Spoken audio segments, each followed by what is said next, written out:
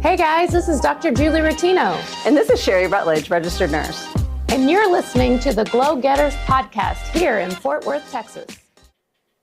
So the inspiration for our podcast today really came from one of our patients who said, I think it'd be really interesting to hear about how you all eat, how you cook at home, what type of nutrition tips that you might have for your patients.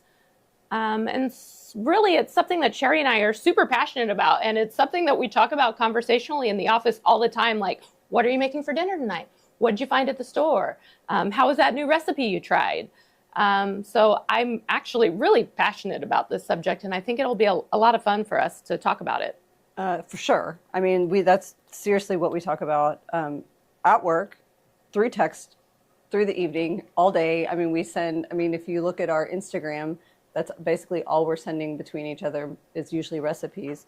So one of the things that we talk a lot with our patients, especially our weight loss patients, is about their diet with this weight loss. And I do think it's important to make a note that Sherry and I, neither of us have a degree in nutrition, but it's something that we devote a lot of time to educating ourselves about. We are truly interested in it for ourselves, for our families. And so we feel like we do have some good knowledge about nutrition, but we're not specifically telling you that we are trained nutritionists and these are what you should do. These are good tips and tricks, I think, for our patients who are trying to maintain a calorie deficit over a long period of time, and also just to have a better lifestyle in general and increase your longevity over time. Right, and these are also things that we found that work for us, for our families, as working moms, that we've learned to kind of work into our weekends as meal prep during the week, easy ways to get things done and come home from a day at work to make meals for our families that are also healthy and nutritious and well balanced and keep us in a calorie deficit to help us maintain our goals, but also keep muscle on us, which is what most of our patients are wanting as well.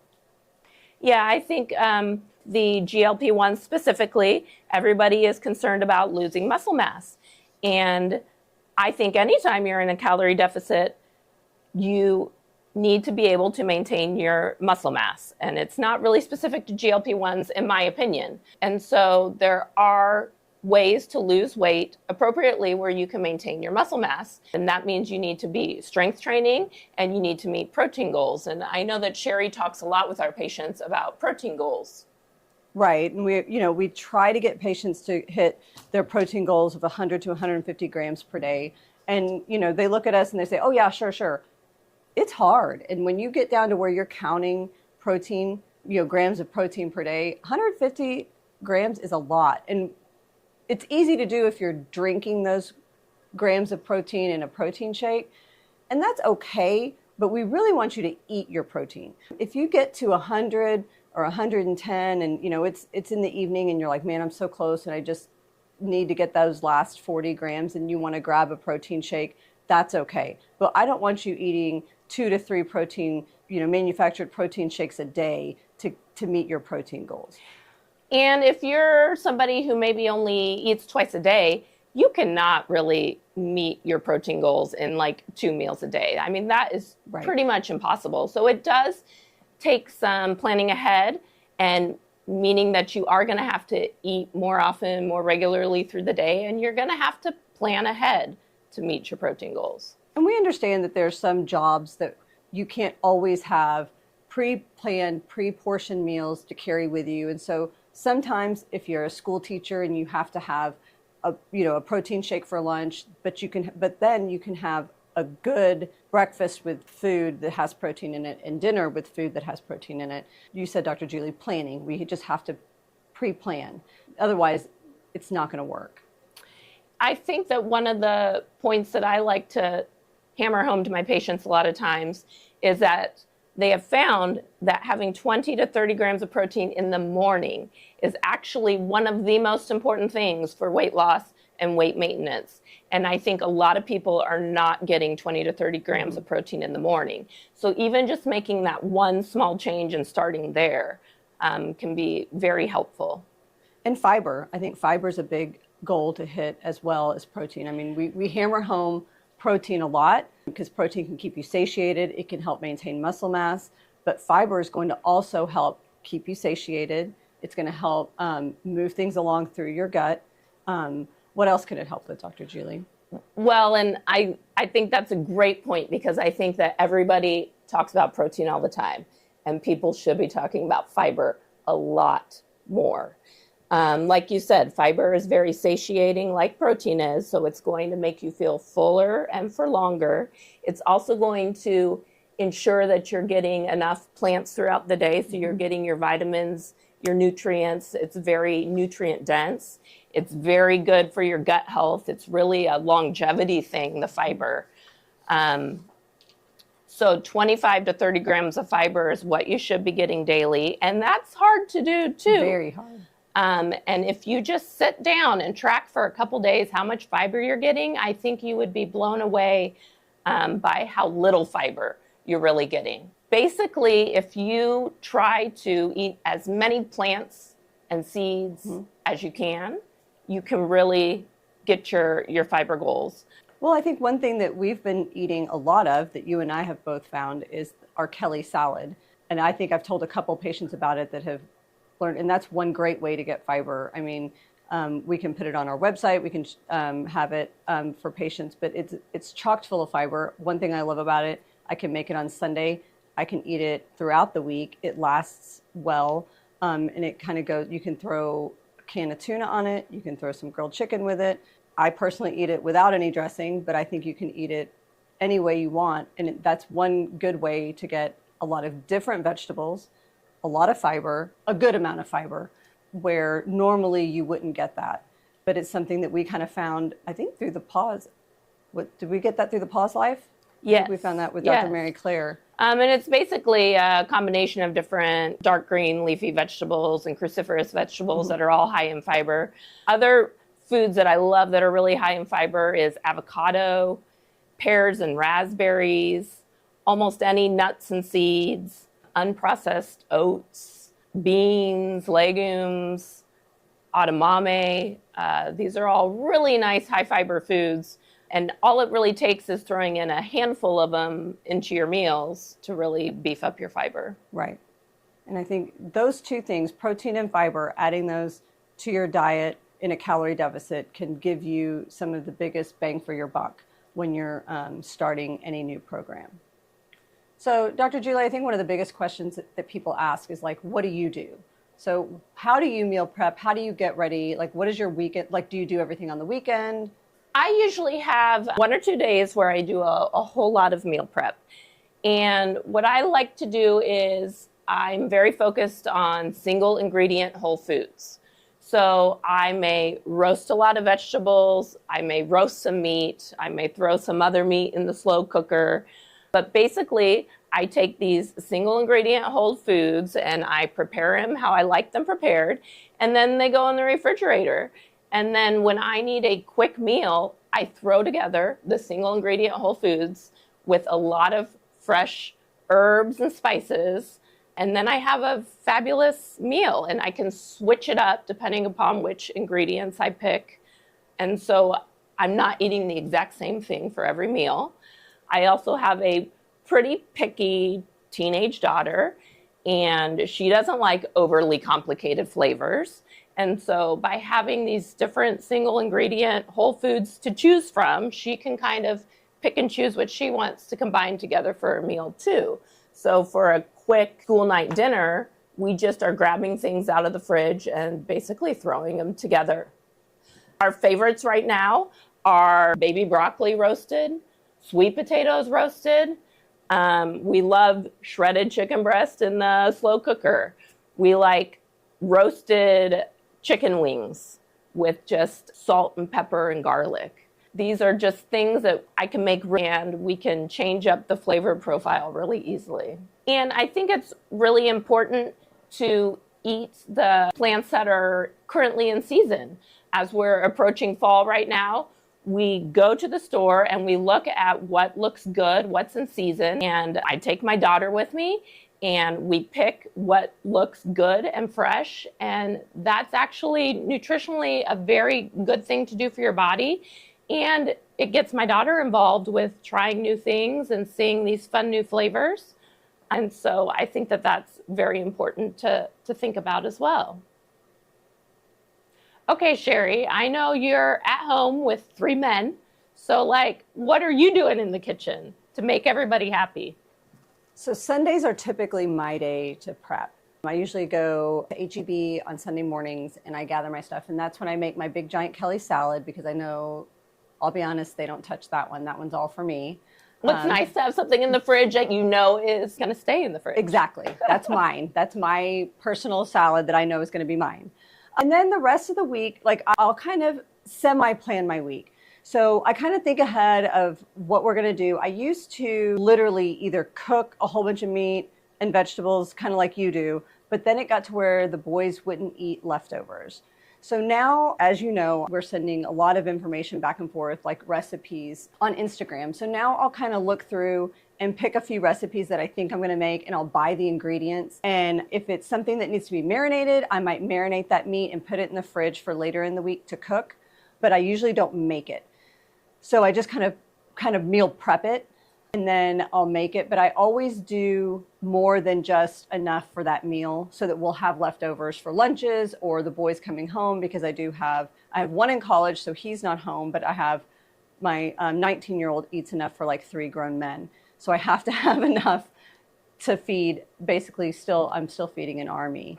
So I try to, and a lot of these Instagram meals aren't always the healthiest, so I try to do meal swaps or ingredient swaps. So if something calls for mayonnaise or sour cream, I usually try to swap out some non-fat Greek yogurt. And I've learned that you can't always swap out Greek yogurt, I can't do the whole thing. I kind of maybe half and half it, so you still get some of the good flavor, but we save some calories.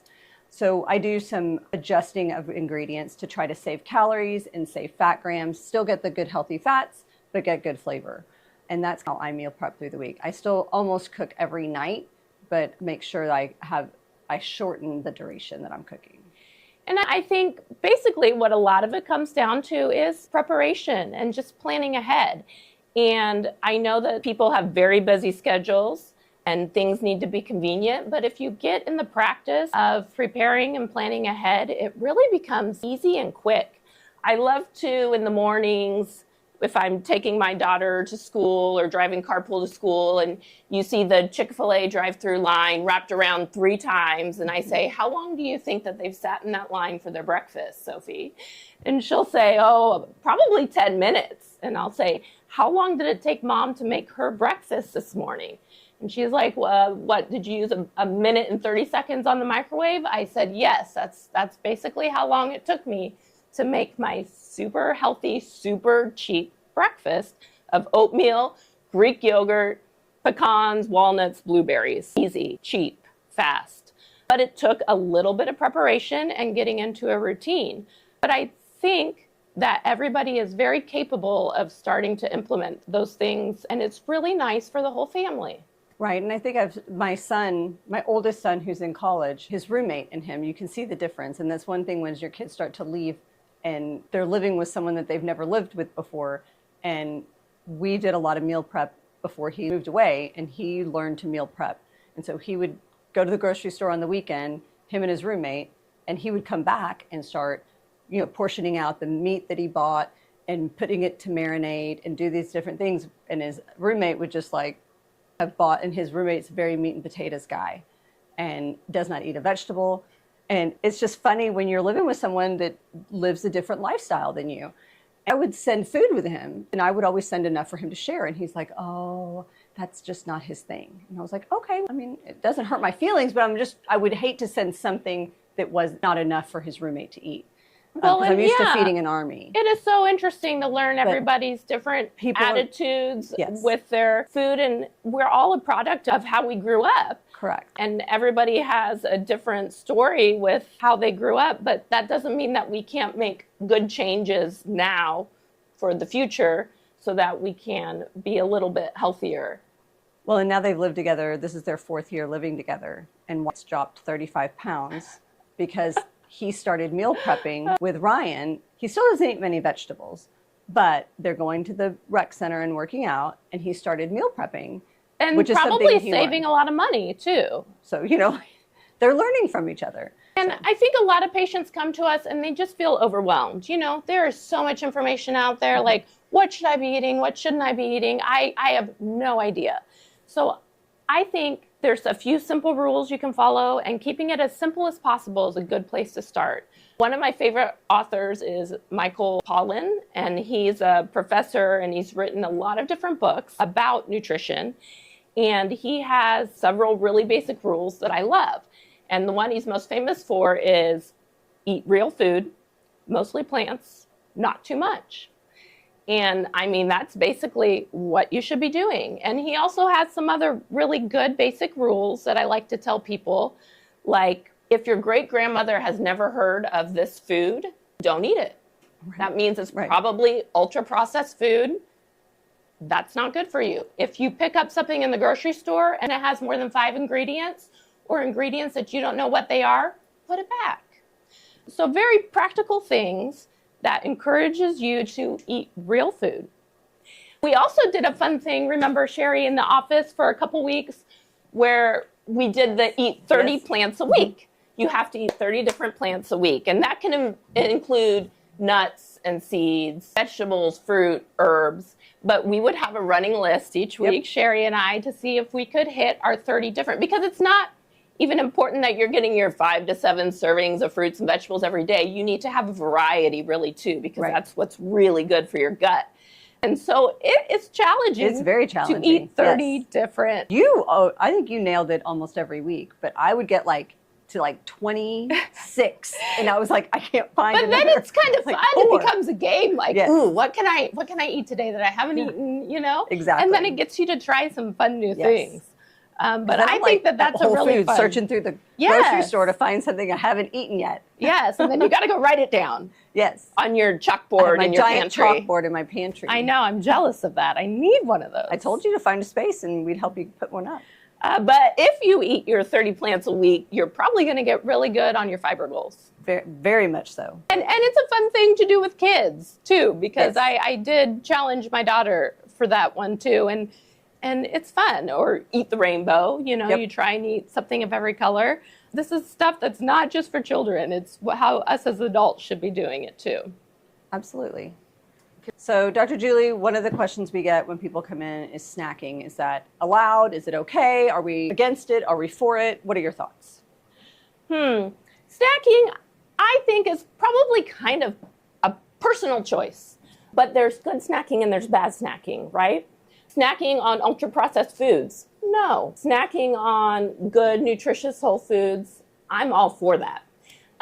I will always tell patients that a good snack needs to be like a small meal, and that it needs to have all 3 components. It has to have a fat, a carbohydrate, and a protein in order for it to be a satisfying snack. If you only have one of those components, it's not going to satisfy your body over a period of time, and then you're just going to keep reaching for more snacks.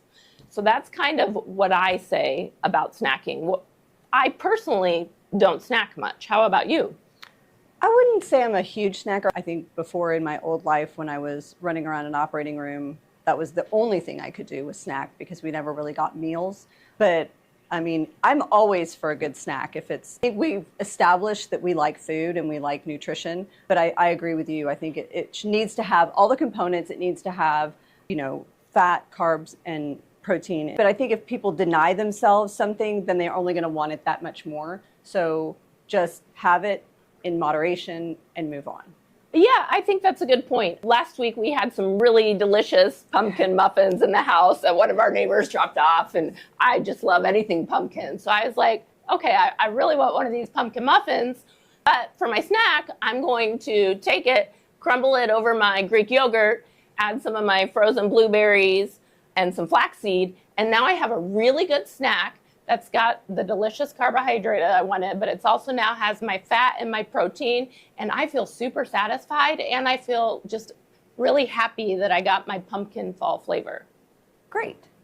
I think another thing that I say in my house a lot is my daughter comes home from school and wants a snack. I say, great, pick your snack. It needs to be from the refrigerator and not the pantry. And I think that's just a good point, that snacking should be about real whole foods. Snacking on ultra-processed junk foods, that's not something that we need. Right. And sometimes, like you said, you wanted that muffin, but sometimes we want the junk food. I mean, you know, I love those stupid pumpkin mallow things that are ultra-processed, not good for you, but those are my favorite candy. They are delicious. I love them. But you know what? I have a couple of them when they're in season, which is right now, and then it goes away. Well, no, you know what we do is we buy one bag, and then I put them in tiny little plastic cups, and I put a little plastic cup on Sherry's desk, and she knows that that's her plastic cup for the day, and then the whole rest of the bag is out of sight. That's right. And that's really how we do that. But not, I would go to the grocery store, buy a bag, and it would be in my car, and I'd eat the whole bag. I mean, we're all human. Let's be real. We are all human. We all have cravings. But the thing is, like, don't deny yourself. Like, it's okay to eat the ultra-processed stuff sometimes. Don't deny it. It's okay. But identify what your tricky situations are and then try and come up with a solution. And for a lot of people, just removing things that are really hard for you to say no to is just the easiest thing to do. And so I don't buy them. Okay, last but not least, exercise. And we do get a lot of questions about exercise, like, do I need to exercise, and how often, how much, what exercise should I be doing? I will start with one, you don't need to exercise to lose weight. If you are really short on time, focus on what you put in your mouth and just focus on that.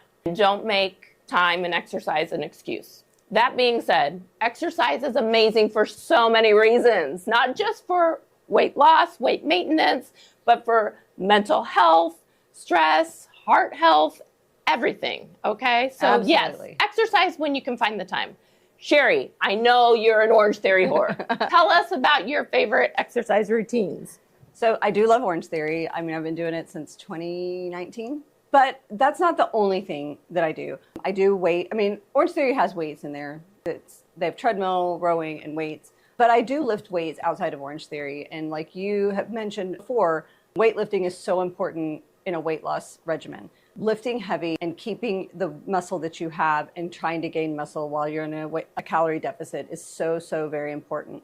But as we age as well, not just talking about calorie deficit, as we age, I mean, and I'm talking to people in their late 20s, early 30s, 40s, and 50s, this is for longevity. We have to lift weight. I wear a weight vest. I've worn it before it was the cool thing to do. I now am wearing a weight vest at Orange Theory just because we have to build muscle. We have to keep that muscle. I want to live long. I'm doing it for my own health. I'm doing it for my brain health. I'm doing it for all these things. You've been talking about building muscle and lifting heavy for as long as I've known you, and you've been preaching it for a long, long time. And so we have all the weights at my house. So I do those weights like 1 or 2 days a week while I do Orange Theory 3 to 4 days CrossFit. I like the cardio mixed with the weights. What do you do, Dr. Julie? I do a whole variety of things, but I think the most important thing that I do is my strength training. It's really going to be the only thing that changes your body composition quickly. And for a lot of people, it's not even necessarily about losing pounds. It's about trying to change their body composition, which is put on more muscle and decrease their fat, because that changes your inches. It changes how you look and how you fit in your clothes. And for most people, that's where they feel good. And it's good for longevity. You need to decrease your body and keep your muscle mass. So I will say strength training is the most important thing I do, and I love it for so many reasons, and I'll tell you why. One, it is cheap. You can do it at home with a couple kettlebells or dumbbells. So it's basically free. You don't have to sign up for a subscription. You have small kids at home. You don't have time to go to the gym. You can do it at home. You can do it with your kids. You can do it while you watch Netflix. You can do it in 15 minutes. If you lift really hard, really fast, I can get a great workout done in 15 minutes, which is really great when you're busy. And when we say lift heavy, we're basically saying lift as heavy as you can without hurting yourself.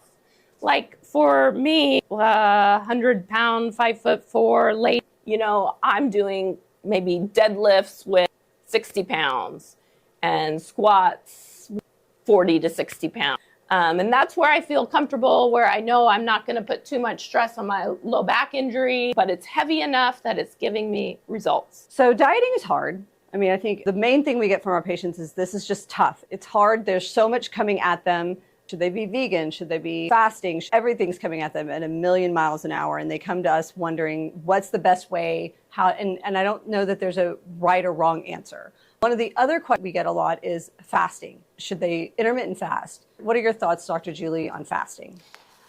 I think fasting works well for some people and doesn't work well for other people. I think it's pretty individual. I will say intermittent fasting, like on a biological level, it is really great for your body.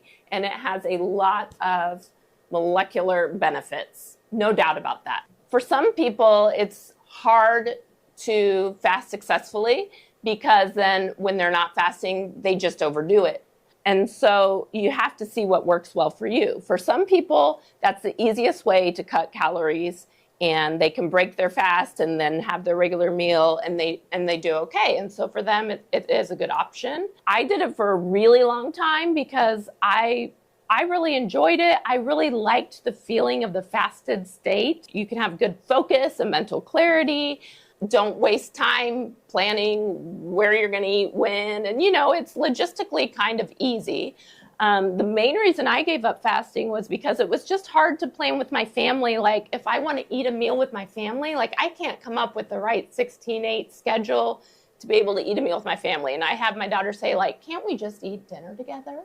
And it's like, you're right. Okay, so the fasting didn't work for me for that reason. But I think if it's something that you want to try it. Everything works differently for different people.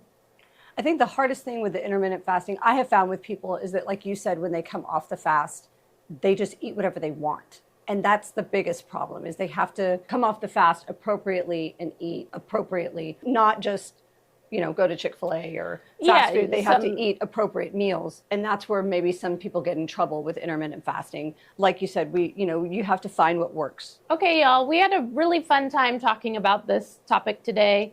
And really, we love when our patients come in and ask us these questions and want to have dialogue with us about nutrition and exercise. We want to be here to help you maximize your results. And we're always open for questions and giving you different suggestions for things that you can implement to be really successful. For sure. And as you know, we love this topic. So if you have questions, concerns, if you want more information from us, we're happy to share. So please feel free to ask us any questions. We're happy to help. Thank you for joining us, and make sure you like and subscribe and stay tuned for our upcoming podcasts about women's health, future treatments, and more on peptides. The content shared on this podcast is for informational and entertainment purposes only. We're here to empower you with knowledge about wellness, aesthetic treatments, supplements, and the science behind vitality, but we're not diagnosing, prescribing, or treating any medical conditions through this podcast. Always consult directly with a licensed medical professional before starting any new treatment, supplement, or wellness program. If you have specific questions about your health, hormones, skin, or overall wellness, our team at Vitality Wellness Medspa in Fort Worth, Texas is ready to help. Schedule a consultation with our experienced providers by visiting vitalitywellnessfortworth.com or calling us directly.